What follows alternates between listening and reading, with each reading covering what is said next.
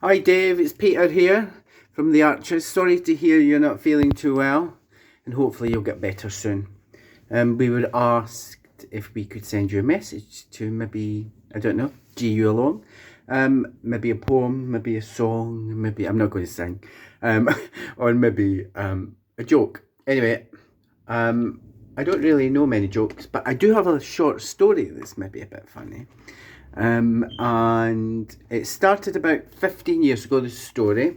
And my daughter went to a school called St Winifred's. And St Winifred's was a good school in the sense that it was a private school, and anybody who came to the university who wanted to put their children to school, because it's legal, would put their children there. So she'd get mixing with lots of different cultures and stuff like that. And it was fireworks around about this time. And I went to the fireworks at the Greg, and in the dark with all the parents and children all running around, and I get talking to a Korean family. Well, when I say talk, I mean my English is really terrible, and their English was equally terrible, and I don't speak Korean. Anyway, children are having a great time, having a laugh, and it just so happens my daughter Orla was playing with their son, and so they were like, oh, wonderful, wonderful. And their son was called Jin Woo, and Jin's having a wonderful time. Oh, so anyway, they says, could Orla come to dinner? And I was like, all right, okay. And they says, what we could do is we can pick her up from school and we'll take her home, and then you can pick her up later. And I was like, right, okay.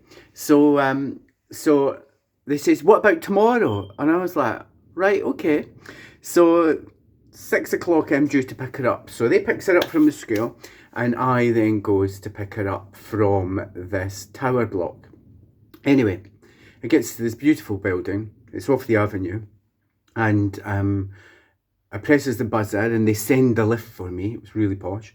And it gets in this lift and it's all wooden panelled, and I'm like, oh my God, look at this. This is really posh.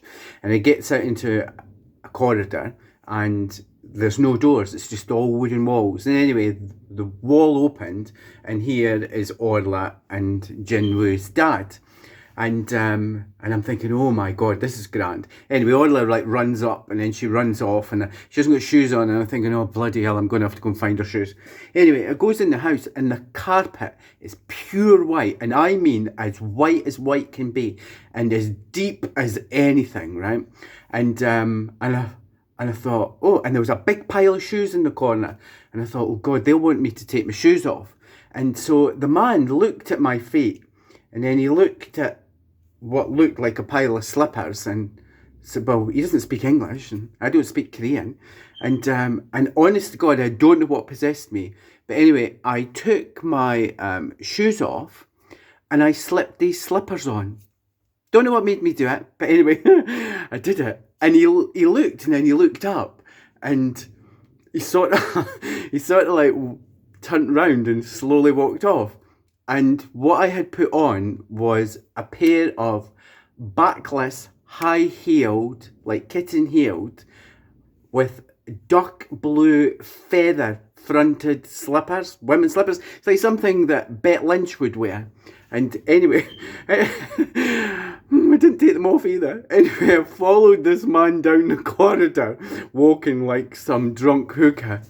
And I gets into the living room, and where Orla's putting her shoes on and stuff like that. And the wife come running out of the kitchen, and she bows. And as she bows, she stops in the lower part of the bow, saw my feet, looked at her husband like, as if, why has he got my slippers on? Oh my God. Then I had to proceed all the way up the corridor again in these slippers and take them off. They must have thought I was bonkers.